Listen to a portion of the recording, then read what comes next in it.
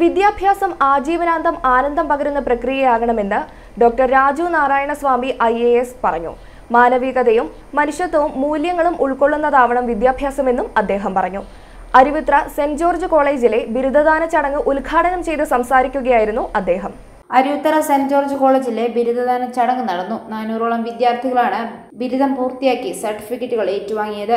PG വിദ്യാർത്ഥികൾക്കുള്ള ബിരുദ സർട്ടിഫിക്കറ്റുകളും യൂണിവേഴ്സിറ്റി റാങ്ക് നേടി വിജയിച്ച വിദ്യാർത്ഥികൾക്കുള്ള സർട്ടിഫിക്കറ്റുകളും കോളേജിൽ നിന്നും ക്യാമ്പസ് പ്ലേസ്മെന്റിലൂടെ വിവിധ സ്ഥാപനങ്ങളിൽ ജോലി നേടിയ വിദ്യാർത്ഥികൾക്കുള്ള സർട്ടിഫിക്കറ്റുകളും ചടങ്ങിൽ വിതരണം ചെയ്തു.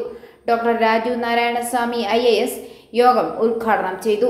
College manager reverend father Sebastian Vettukalil അധ്യക്ഷത വഹിച്ച ചടങ്ങിൽ പാലാ രൂപത പ്രോട്ടോസിഞ്ചലൂസ് മോൺസിഞ്ഞോർ ഡോക്ടർ ജോസഫ് തടത്തിൽ അനുഗ്രഹ പ്രഭാഷണവും നടത്തി. College bursar father Biju Kunnakkattu, vice principal doctor Jilu Annie John, IQAC coordinator doctor Sumesh George എന്നിവർ ചടങ്ങിൽ സംസാരിച്ചു. i4 news Pala.